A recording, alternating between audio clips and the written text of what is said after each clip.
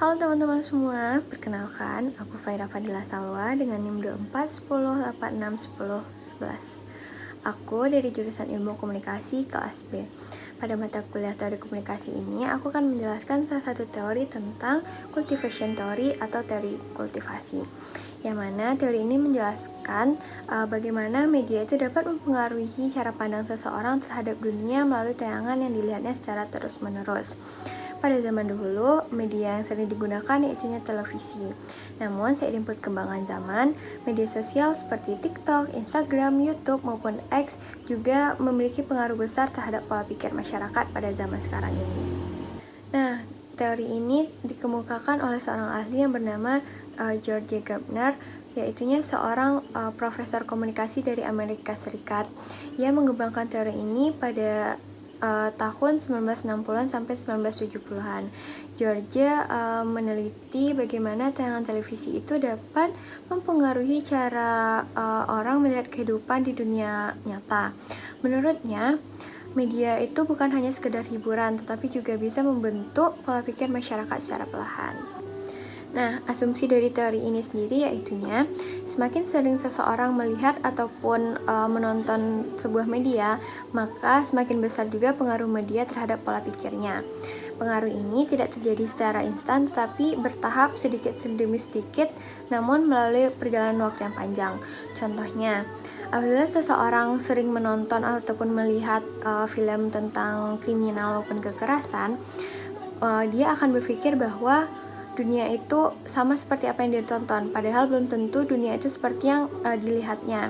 Nah, dalam hal ini George menyebutnya dengan mean world syndrome, yaitu kondisi ketika seseorang merasa dunia itu lebih menakutkan karena terlalu sering melihat tayangan negatif di media.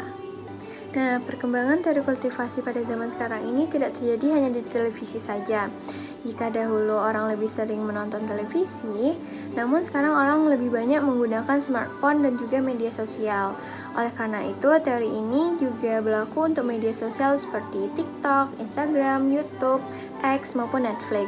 Bahkan, sekarang pengaruh media itu juga lebih kuat karena adanya algoritma, yang mana algoritma ini terus menampilkan konten sesuai yang sering kita lihat atau yang sering kita like deh, bahasa sederhananya.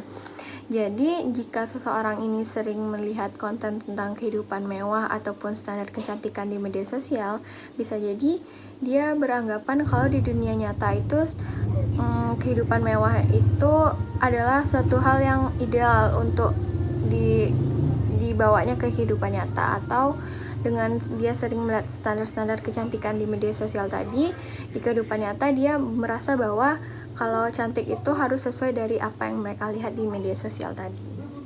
Dan terakhir, dapat kita simpulkan bahwa cultivation theory ini menjelaskan bahwa media itu dapat membentuk cara pandang masyarakat melalui tayangan yang dilihatnya secara terus-menerus, yang mana teori ini dikembangkan oleh George Gardner pada tahun 1960-an sampai tahun 1970-an, yang tentunya kalau kita gunakan pada zaman sekarang ini masih sangat amat relevan, terutama pada era media sosial dan teknologi digital.